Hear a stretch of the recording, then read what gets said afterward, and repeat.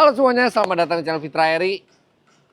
Hujan-hujan gini, mendung-mendung gini paling enak kita berburu kuliner lagi. Dan kebetulan kemarin saya baru bikin konten dengan Next Carlos, food vlogger yang sangat terpercaya di Indonesia. Jadi selain syuting kemarin saya juga nanya-nanya banyak tentang makanan-makanan yang menurut Konex Carlos itu recommended.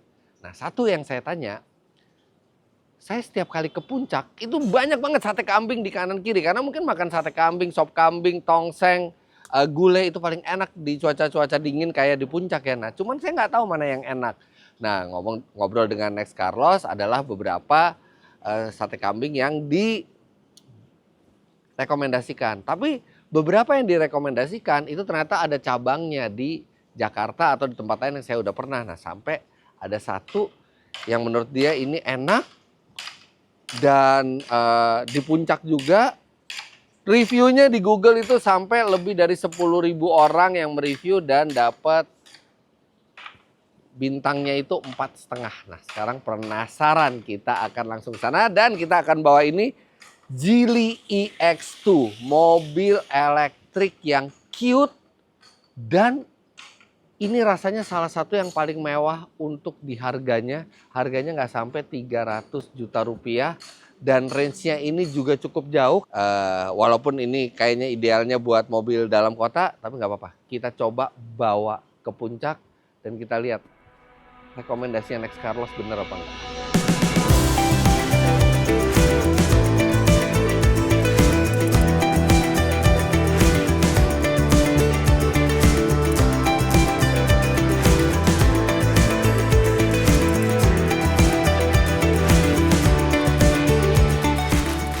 Pada saat saya bilang harganya itu di bawah 300 juta rupiah, tentu saja itu adalah harga pre-book ya. Tapi itu luar biasa karena ini tipe yang teratas seperti yang saya bawa ini, tipe Geely EX2 Max.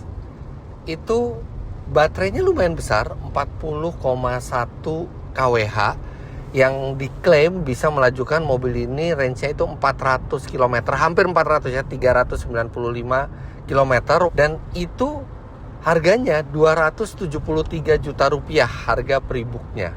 Sedangkan tipe yang di bawahnya yang Geely EX2 Pro itu harganya bahkan 233 juta rupiah. Dan mobil ini keren buat dilihat dari luar maupun dari dalam.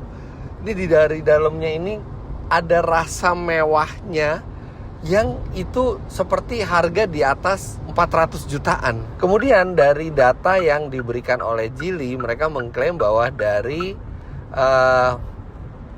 pertengahan tahun 2025, mobil ini mencatat sebagai mobil yang terlaris di Cina. Saya harus cek lagi datanya, tapi sebagai pabrikan mereka berani mengklaim itu. Ya tapi kalau melihat dari mobilnya, ya wajar kalau mobil ini sangat laris karena harganya reasonable, bentuknya modern dan premium dari luar maupun dari dalam, serta mobil ini juga punya sejumlah keunikan lain. Dia suspensi belakangnya menggunakan multilink. Multilink itu biasanya hanya digunakan di mobil-mobil premium atau yang berukuran besar gitu, tapi ini mobil compact dengan suspensi multilink dan dia punya konfigurasi penggerak belakang. Dan Geely mengklaim penggerak belakang ini akan membuat pengalaman berkendara itu semakin natural, kedinamisannya juga makin baik karena distribusi bobot yang lebih sempurna ketimbang meletakkan motor listrik yang berat itu di depan. Well, kalau hanya nyetir dalam kota mungkin nggak akan terlalu terasa bedanya, tapi memang dari tadi di kecepatan yang tinggi mobil ini terasa mantap untuk ukuran yang compact seperti ini. Tapi ya saya harus butuh waktu untuk merasakan total mobil ini. Jadi kita akan sambil berjalan, sambil saya merasakan.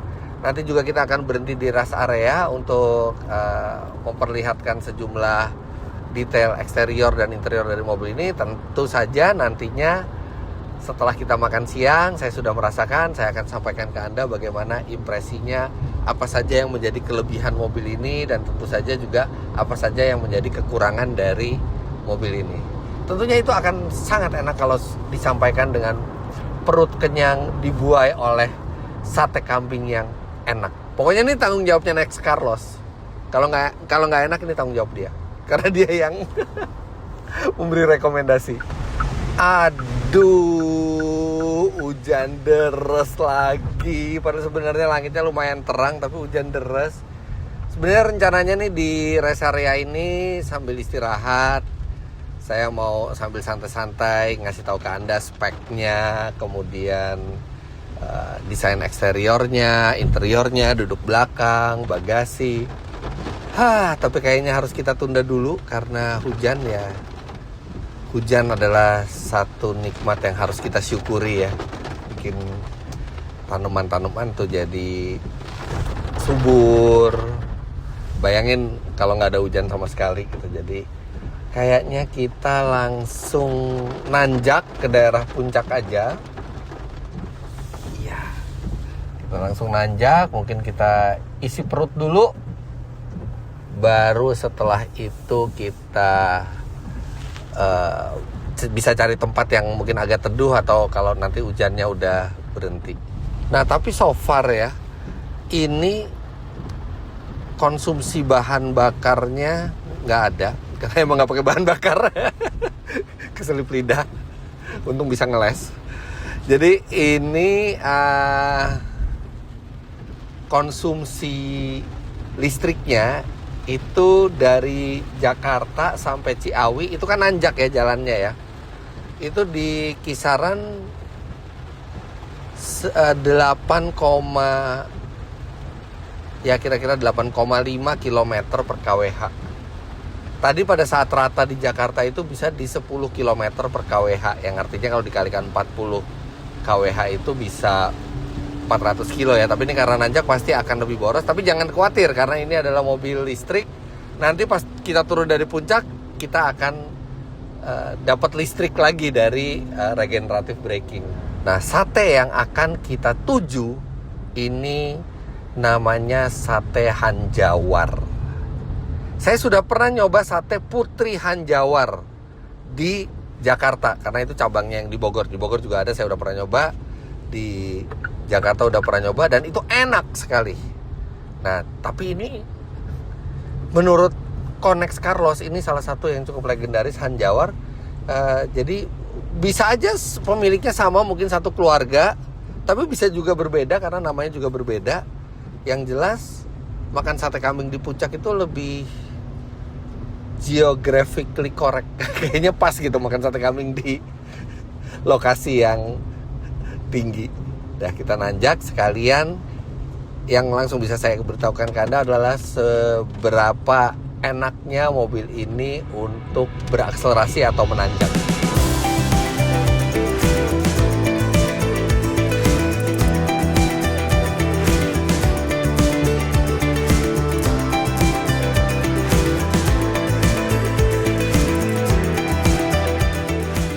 Udah sempat berhenti sebentar hujannya, tiba-tiba hujan lagi. Puncak kadang-kadang tuh padat gitu ya di sini. Apalagi kalau weekend sih tempat yang paling saya hindari ini sebenarnya nih. Tapi ya ini kawasan pegunungan atau perbukitan yang paling dekat sama Jakarta. Selalu ada daya tariknya sendiri ke puncak tuh. Nah ini kita udah mulai nanjak dan terasa sekali mobil ini begitu effortless.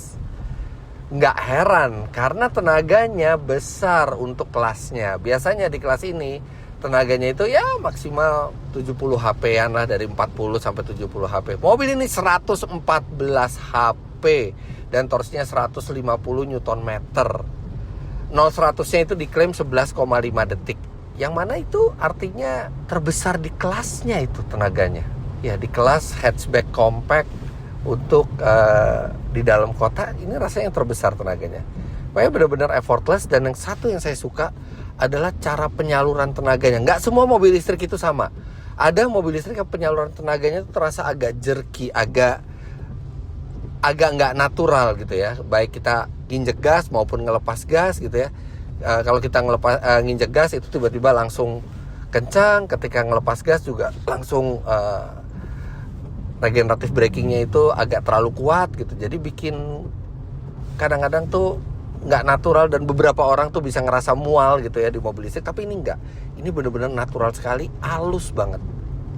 Dan iya, ini walaupun mobil kecil, tanjakannya lumayan terjal, effortless rasanya. Dan AC-nya ya walaupun ini mungkin di puncak dan dingin ya, ini AC-nya saya pakai level yang paling minimal, level suhunya yang paling minimal, maksudnya yang paling tidak dingin gitu ya. Dan blowernya juga cuma satu, cuman nih rasanya dingin, jadi makin lapar. Nah di kemacetan kayak gini, ya udah nggak usah nyerobot kayak angkot depan ini. Duh, kenapa sih mesti nyerobot? Kenapa nggak antri aja gitu ya? Ya udah, kita sabar aja nunggu. A few moments later. Ditabrak sama mobil depan, dia mundur.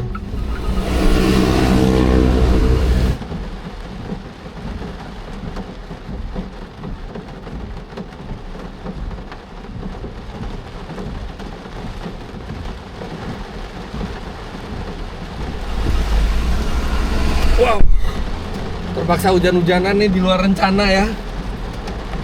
Tadi nggak kerekam pas tabraknya, jadi itu mobil di depan nih bisa lihat betapa besi-besinya itu tajam-tajam kayak gitu. Itu ini apa mundur nggak terkendali, jadi dia kayaknya remnya blong gitu kan. Saya udah kasih klakson tapi ya dia nggak bisa ngerem, dan saya posisi di belakang diem gitu loh, bukan posisi bisa mundur juga, udah ada mobil di belakang. Akhirnya ketabrak berak tadi. Amazingnya, hampir nggak ada bekas di depan. Jadi itu bumpernya itu dia defleksi gitu ya. Nggak tahu, saya juga bingung bisa nggak bisa. Aduh, minor sekali mungkin ya, minor sekali. Nanti kita lihat pas sudah kering ya. Ya udah, tapi tadinya juga kalau misalnya ternyata ada kerusakan ya saya tinggal minta SIM-nya, alamatnya, perusahaan yang bertanggung jawab ya, nanti biar asuransi yang ngurus, karena ini kan mobil pasti berasuransi kan. Tapi nggak ada bekas, pasti ada sih tapi nggak kelihatan gitu. Ya udah, yang penting lampu nggak pecah tadi, dan bumper ya nanti kita harus lihat deh pas kering. Dan nah itu dia, namanya kesialan di jalan itu ya bisa aja terjadi kayak tadi tuh. Mau gimana cara menghindarnya ya nggak bisa. Udah dingin, kena AC, kena hujan, masih macet lagi. Tapi untung saya dekat. Kalau mungkin saya jauh, dia makin lama makin kenceng kan, dan mungkin impactnya makin gede. Ya namanya orang Indonesia ya, di tengah musibah masih ada untungnya. Oke, mungkin bagusan kita susul aja ini L300 ya. Kayaknya udah tua juga kalau dilihat dari bodinya tuh udah penyok-penyok. Nah, seperti tadi bilang, musibah itu memang nggak bisa dihindari di jalan. Tapi yang jadi pertanyaan adalah, itu kenapa mobil bisa mundur dan nggak bisa ngerem? Artinya kan tidak layak jalan itu mobil kan? Ya oke. Makin lapar. Let's go to sate kambing.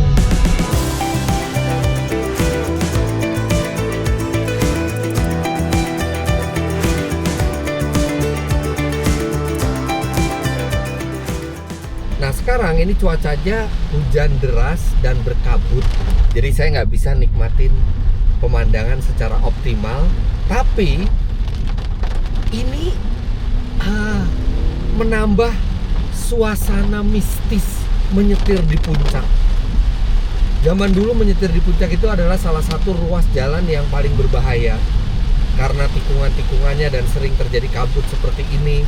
Dan ya zaman dulu mobil belum ada ABS, belum ada ADAS.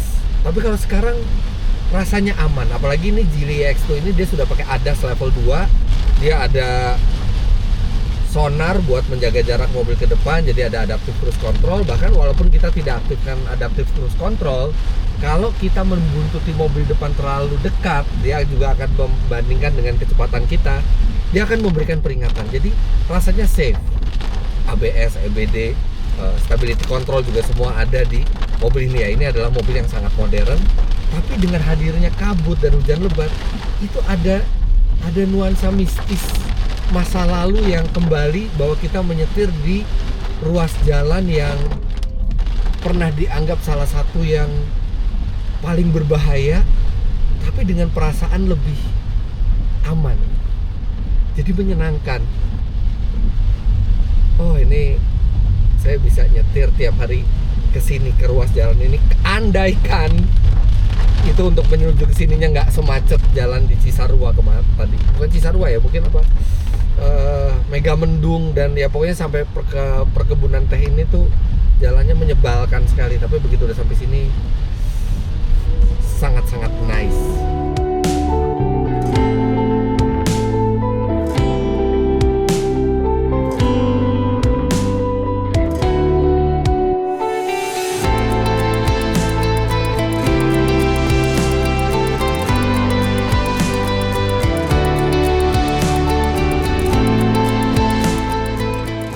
Alhamdulillah nggak hujan. Pas nyampe sini cuman gerimis kecil. Itu tempatnya kok kecil banget ya. Agak-agak kurang meyakinkan gitu tempatnya, tapi reviewnya bagus. Ya udah deh, kita coba aja. Wah, pas turun mobil mendadak hujan.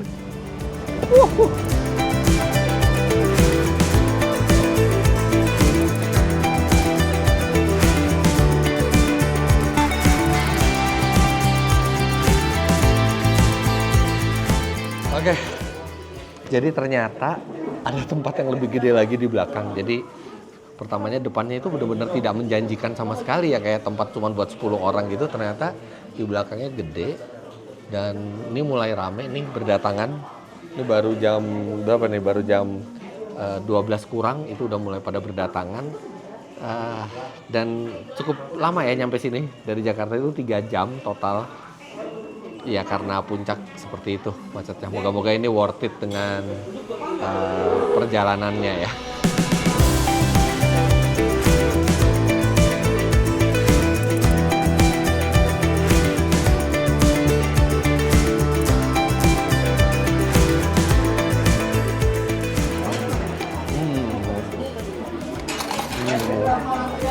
Mantap.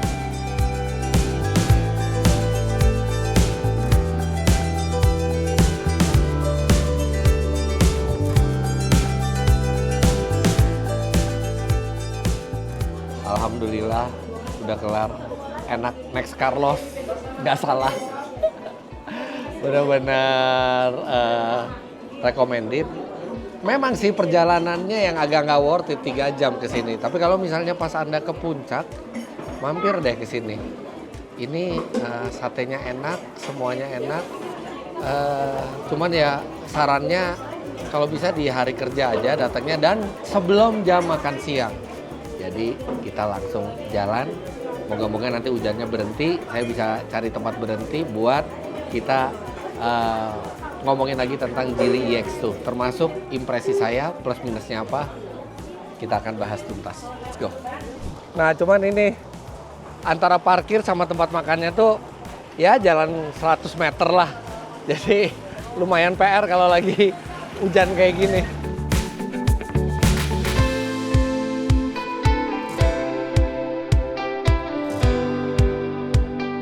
Perjalanan balik saya masukin lagi Google Maps ke arah rumah saya dan ya sama 3 jam lagi baliknya. Jadi kalau mau bela-belain makan sate kambing Hanjawar itu, kalau Anda domisilinya di Jakarta, Anda spend 6 jam di perjalanan. 3 jam berangkat, 3 jam pulang. Kalau saya boleh kasih bintang, dari 3 bintang, maksimal 3 bintang, saya bisa kasih ini 2,5. Jadi mungkin nggak worth it kalau dari Jakarta ke sini, karena di Jakarta juga banyak sate kambing enak gitu ya. Tapi definitely kalau misalnya Anda pun di daerah Bogor, ini worth it buat Anda jalan ke sini, karena bukan hanya sate kambingnya yang enak, tapi suasananya juga mendukung, suasana sejuknya puncak. Nah sekarang saya balik lagi lewat rute favorit saya, Kebon Teh. Saya akan merasakan mobil ini dulu sambil mencari tempat yang kering untuk mempresentasikan dari luar. Kalau tidak ketemu tempat yang kering, saya akan sampaikan semuanya, speknya, dan impresi saya ke Geely EX2 ini pada saat saya sudah selesai merasakan. Sekarang saya mau merasakan sambil menikmati lika-likunya jalan ini.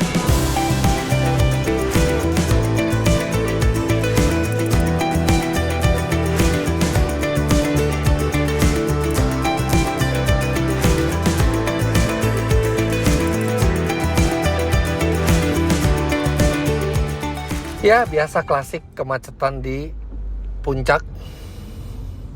Tapi kalau misalnya pas lagi ini ya, lagi teratur gini, bener-bener nggak potong-potongan, satu baris saja gitu ya, saya bisa manfaatkan adaptive cruise controlnya. Dan adaptive cruise controlnya itu juga sudah dilengkapi dengan traffic jam assist. Jadi dia bisa sampai berhenti, nanti kalau mobil depan jalan dia jalan lagi. Kalau terlalu lama kita berhentinya untuk mengkonfirmasi supaya aman, pada saat mau jalan kita tinggal sentuh gas sedikit. Jadi enak banget, nggak usah ngegas, nggak usah ngerem, biarin robotnya yang bekerja. Dan ini untuk mobil seharga ini sangat halus, bisa dibilang stop and go-nya.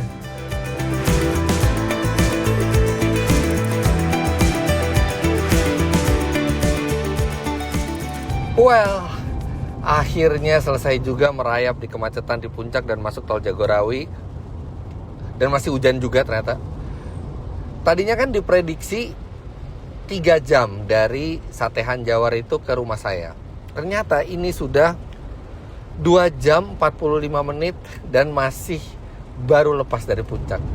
Artinya ini masih butuh mungkin 1,5 jam lagi, yang artinya 4 jam lebih. Kalau ditotal dengan berangkatnya artinya 7 jam lebih bolak-balik untuk ke atas. Artinya ya terlalu besar effortnya. Tapi gak apa-apa, saya seneng nyetir, sekalian saya nyoba mobil ini. Tadinya saya berniat buat cari rest area, sekalian istirahat, sekalian mempresent mobil ini dari luar. Tapi kayaknya gak memungkinkan cuacanya. Jadi saya akan dari sini aja. Geely itu punya 2 produk sekarang yang full elektriknya. Ada EX5, ada EX2. EX5 saya udah pernah coba dan bentuknya menurut saya memperlihatkan kemewahan. Bentuknya tuh rounded, simple, nggak kebanyakan gimmick gitu ya di luarnya, benar-benar simple. Dan itu diikuti juga oleh EX2. Elegan gitu. Walaupun ini di segmen di bawah 300 juta rupiah, tapi tampilannya nggak seperti mobil 200 jutaan. Ini seperti mobil 400 jutaan ke atas, bahkan mungkin 500 juta. Dan kalau Anda bisa lihat di depannya, grillnya itu atau bumpernya itu seperti smile gitu. Jadi menambah mood yang positif di mobil ini. Nah, bicara bumpernya tadi ketabrak kan, Anda lihat tadi.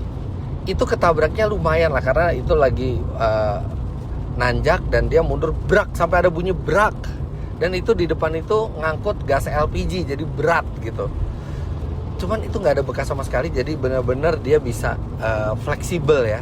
Benar-benar sesuai dengan namanya bumper gitu ya, untuk membentur. Dan ternyata balik lagi nggak kelihatan ada kerusakan apa-apa. Adalah mungkin minor scratch gitu ya, tapi cukup kuat bumpernya. Dan dari keseluruhan mobil ini, dari depan, samping, sampai belakang, dengan lampu-lampu LED-nya itu juga, itu bikin tampilan yang modern dan berkelas. Bagaimana dengan rasa berkendaranya? Ini yang dari tadi saya rasakan. Yang jelas, Geely EX5 yang SUV itu adalah satu SUV listrik yang nyaman. Dan EX2 ternyata juga DNA-nya sama seperti EX5.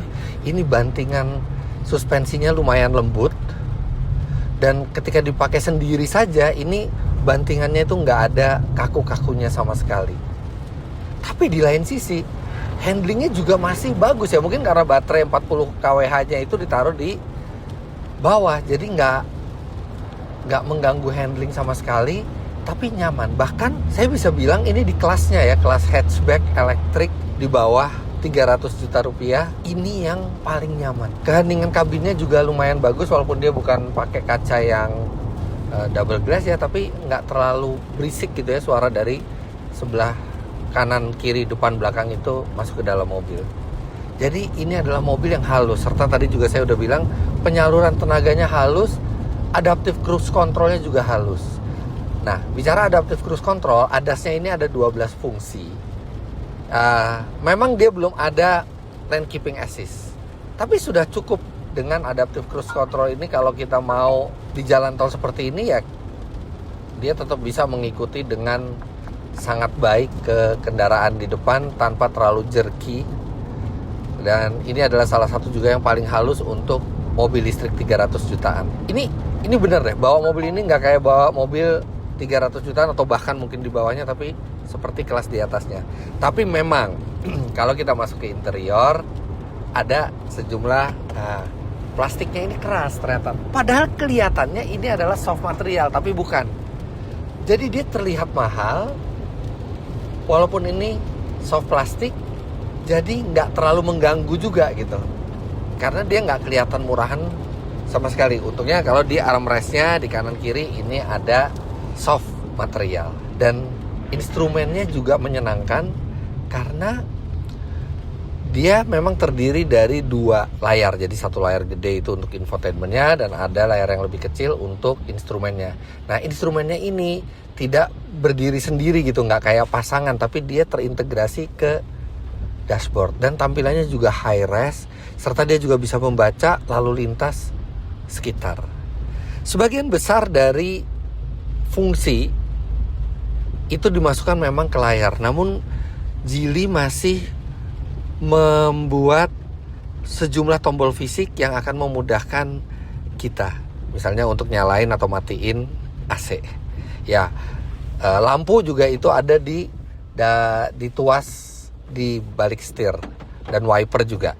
Lain-lainnya memang seperti AC semua ada di dalam layar, tapi tidak sampai yang merepotkan sekali gitu, karena ini softwarenya juga bagus, resolusi gambarnya juga bagus, dan dia memiliki menu yang gampang gitu dicerna, nggak membingungkan, dan fontnya ini agak berbeda dengan merek-merek Tiongkok lainnya. Dia terlihat lebih elegan tampilan dari infotainment systemnya ini, dan dia juga sudah bisa Apple CarPlay dan Android Auto. Karena menargetkan kaum muda, pilihan warna di Geely X2 ini juga ada banyak. Ada yang biru, mereka namai dengan Stellar Blue, ada beige, Nebula beige, kemudian ada Moon White putih, Star Silver, Comet Grey, serta Aurora Pink seperti yang kita pakai. Nah, tapi ini pinknya sebenarnya nggak terlalu wanita ya, jadi masih bisa dipakai juga oleh pria karena ini nggak pink-pink amat gitu. Di dalam yang unik itu adalah ini, ambience light-nya yang bukan cuman garis lampu, tapi dia berbentuk seperti gedung-gedung di perkotaan. Dan ini warnanya bisa diubah-ubah, brightness-nya juga bisa diubah-ubah. Total ada 256 warna yang bisa dipilih. Oke, ini ada macet apa ya? Oh, cuman ini tol aja. Bayar tol. Apa-apa. Moga-moga udah gak macet sampai Jakarta. Kita lanjut lagi ya. Nah, untuk interiornya dia juga ada 2 pilihan warna. Ada ivory white seperti yang saya pakai ini, kemudian ada dark grey yang itu warnanya lebih ke arah hitam, abu-abu tua ya. Nah, ini sangat menyenangkan karena Anda bisa pilih. Kalau misalnya Anda orangnya apik, tidak suka yang berkotor-kotor ria gitu ya, mobil selalu pakai AC dan nggak ada anak kecil yang bisa ngotorin mobil gitu ya, ini adalah pilihan yang lebih elegan, membuat mobil tampilannya lebih mewah dan terasa lebih lega daripada aktualnya. Tapi memang kalau Anda serampangan, makanya dia mudah terlihat kotor. Ini di mobil tes kami aja sudah ada bercak-bercak yang bisa dibersihkan, cuman kan repot juga kalau setiap kali kita harus ngebersihin. Untungnya ada pilihan dark grey yang itu jadi bikin kalau kita nggak yakin kita bisa apik menjaga kebersihan mobil, kita bisa pilih warna tersebut. Nah, di kabinnya ini juga cukup ergonomis ya, bangkunya ini mensupport badan dengan sangat baik. Saya juga udah coba duduk di belakang. Dengan posisi berkendara saya di sini, saya itu masih punya ruang kaki dan ruang kepala yang memadai. Tinggi saya 177 cm by the way. Jadi kalau sampai 180 cm di depan dan di belakang pun rasanya nggak ada masalah. Kemudian di dalam kabin ini ada banyak sekali ruang penyimpanan. Bahkan ruang penyimpanan yang di konsol tengah ini dalam dan besar. Di bawah ini juga masih ada karena dia floating konsol. Konsolnya mengambang. Di setiap pintu ada, cup holders juga banyak. Total menurut Geely ini ada 36 smart storage compartments. Ditambah lagi bangku belakang itu juga bisa dilipat kalau misalnya ingin memperluas bagasi 60-40. Dan di depan masih ada front trunk 70 liter. Jadi mobil ini juga sangat-sangat praktis. Ketika kita berbicara harga di 200 jutaan rupiah, maka kita akan berpikir bahwa fitur yang dimiliki mobil ini pasti basic. Ya, modern tapi basic. Tapi ternyata nggak juga. Contohnya kamera 360-nya itu menggunakan teknologi 540 derajat. Jadi bukan hanya 360 derajat ke keliling, tapi juga ditambah 180 derajat lagi melihat bagian bawah mobil. Tentu saja tidak ada kamera di bawah mobil, tapi itu adalah manipulasi software di mana dia bisa memasukkan memori dari kamera depan dan belakang ketika kita maju atau mundur dan merefleksikannya ke bawah mobil sehingga seolah-olah mobil transparan dan kita tahu persis kita menginjak apa di bawah mobil itu. Tapi itu bukan fitur basic. Mobil biasanya di 200 jutaan itu fiturnya tidak sampai kamera 540 derajat. Ini makanya luar biasa juga ini Geely memberi harga mobil ini karena kelengkapannya itu jauh gitu dibanding harganya.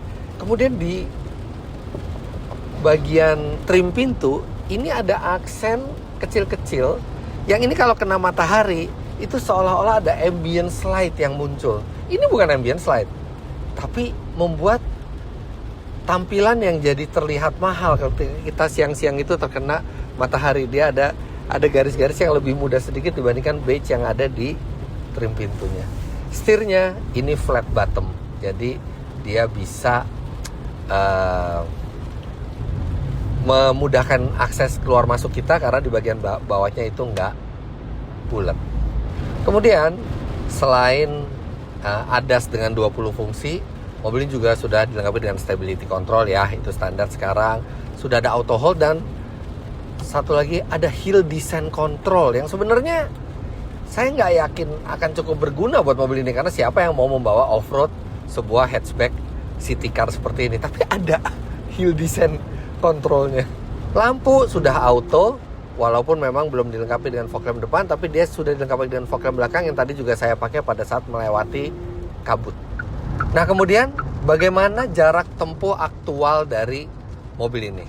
Oke, jadi ini pulang pergi, walaupun belum sampai rumah lagi ya, ini saya sudah mencatat 150 km. Dan range yang tersisa, ini baterai masih dekat ke 60% ya. Range yang tersisa itu di 247 km. Artinya kalau kita tambahkan, dia bisa di 397 km. Dan tadi menurut saya itu adalah lalu lintas yang tidak wajar. Kita benar-benar cukup macet, terutama turunnya. Padahal turunnya sebenarnya saya berharap itu nggak macet supaya bisa memanfaatkan regeneratif braking, regeneratif energi. Kita dapat listrik lagi, akan membuat konsumsi listriknya jadi lebih hemat. Tapi ternyata nggak bisa, kita macet merayap, nggak ada regeneratif braking sama sekali. Jadi ya masih cukup baik, bisa mendekati dengan klaimnya ya. Klaimnya 395, ini kalau dia secara teoritis dia 397. Nah, bagaimana dengan konsumsi energinya? Konsumsi energinya untuk mendapatkan 395 km dengan baterai 40 kWh itu butuh kira-kira konsumsi di 9,8 sampai 9,7 km per kWh. Sedangkan mobil ini selama perjalanan saya itu mencatatkan 9,4 km per kWh. Ya karena yang tadi itu masih tidak wajar ya lalu lintasnya. Tapi saya yakin itu bisa tercapai antara 9,8 sampai 10 km per kWh kalau misalnya jalanannya normal. Jadi cukup sesuai dengan klaimnya. Nah berapa lama ngecharge-nya? Karena baterainya nggak terlalu besar, ngecharge-nya juga nggak terlalu lama. Karena dia hanya 40 kWh, kalau kita charge pakai charger AC 7000 watt, dia sekitar 6 jam sampai 7 jam itu udah selesai. Yang mana pada saat kita tidur di charge itu bakal udah selesai walaupun kita dari nol sekalipun. Nah, tapi mobil ini juga punya kemampuan DC charging. DC chargingnya nggak gede-gede amat, sekitar 50 sampai 60 kilowatt kalau nggak salah. Tapi karena baterainya juga nggak begitu besar, jadi juga nggak terlalu lama. Untuk 30 sampai 80% atau 50% di tengah-tengah level baterainya itu hanya butuh 25 menit. Jadi kalau kita di rest area kita makan setengah jam gitu ya, kita udah bisa ngecharge mobil ini dan mendapatkan range sampai 200 km hanya dengan setengah jam. Jadi mobil ini praktis buat dibawa kemana-mana, tapi memang peruntukannya dalam kota. Namun saya coba keluar kota, ini mobil masih proper sekali, masih nyaman dibawa keluar kota, range-nya cukup jauh, ngecharge-nya juga cukup kencang, dan performanya yang saya bilang ini yang terbaik di kelasnya dengan 114 HP. Nggak pernah kerasa kekurangan tenaga sama sekali. Nah tapi oke, kita juga harus fair. Mobil ini juga punya sejumlah hal yang kurang begitu saya suka atau agak mengganggu di saya. Yang pertama, ini posisi nyetirnya sebenarnya cukup ergonomis, tapi ini setirnya tidak ada teleskopik. Jadi hanya ada tilt naik turun, tapi tidak ada teleskopiknya. Padahal kalau ada, pasti bisa ergonomis untuk beragam jenis postur tubuh. Sayangnya dia bahannya tilt dan teleskopik. Kemudian wipernya juga belum auto. Padahal lampunya sudah auto, tapi ternyata wipernya belum auto. Jadi kita harus aktifkan sendiri. Ya mungkin ini nggak terlalu big deal lah buat banyak orang gitu. Cuman kayak ada satu gitu yang kurang, yang lainnya udah automated semua, tapi yang ininya belum, yang tuas wipernya. Kemudian satu lagi, USB slot yang di belakang hanya ada satu slot, dan itu pun USB A gitu ya. Padahal USB slot itu bukan hal yang mahal. Minimal saya rasa standar sekarang di belakang itu minimal harus ada 2. Ya, satu USB A, satu USB C nggak apa-apa gitu ya, tapi ada 2, apalagi kalau misalnya Anda punya keluarga kecil, ada satu anak Anda mungkin di depan, istri sama anak Anda di belakang gitu ya. Kalau ada lebih dari satu pasti akan lebih menyenangkan. Dan satu lagi yang agak mengganjal di saya adalah tidak ada wiper belakang. Dan ini dari tadi saya nggak bisa ngelihat belakang sama sekali. Ya wiper belakang juga bukan suatu yang mahal gitu ya, dan saya rasa juga nggak akan merusak desain, tapi mobil ini belum punya wiper belakang. Nah tapi di lain sisi, mobil ini juga punya sejumlah hal positif yang saya suka. Yang pertama adalah tuas transmisinya ini tidak seperti mobil-mobil listrik lainnya zaman sekarang yang itu di tuas kanan setir. Bosen saya, dan kurang sakral gitu loh masukin transmisi itu di tuas setir sebelah kanan. Nah tapi kalau ini benar-benar di konsol tengah dan proper, ada tuasnya gitu, ada tuasnya yang ini diletakkan di konsol. Jadi berbeda rasanya dengan mobil-mobil listrik lainnya. Kemudian yang saya rasakan juga tadi sangat baik dari mobil ini di kemacetan adalah fitur auto hold-nya. Jadi fitur auto hold-nya itu masih tergantung dari injakan kaki kita. Jadi auto hold itu sudah aktifkan saja. Kalau kita cuma stop and go, kita nginjek remnya nggak terlalu dalam, dia akan bisa stop and go normal seperti tanpa auto hold. Tapi begitu kita berhenti dan kita pengen agak lama, kita tinggal tambah sedikit injekan remnya dan dia langsung auto hold-nya aktif. Jadi sangat nyaman menggunakan auto hold-nya. Kemudian hal menyenangkan berikutnya adalah mobil ini punya fitur yang kita bisa aktifkan secara otomatis menutup semua jendela pada saat kita mengunci mobil. Saya nggak tahu Anda, tapi kalau saya sering sekali apalagi mau sampai rumah gitu ya, mungkin nyapa anak atau keperluan lain, kita buka jendela, begitu kita ngunci, aduh jendela belum ditutup, kita mesti kontak lagi, mesti nyalain lagi, naikin jendela lagi. Tapi kalau sini sudah ada auto close window kalau kita ngunci mobil. Dan satu, last but not least, mobil ini harga pre-booknya 200 jutaan, tapi klaksonnya wah, berwibawa. Nggak terlalu nyaring, tapi berwibawa seperti mobil Eropa. Oke, jadi gimana kesimpulan saya tentang mobil ini? Well, ini saya cuma nyoba seharian ya. Mungkin kalau mau lebih komprehensif lagi harus berapa minggu gitu, atau berapa hari, seminggu lah saya nyoba.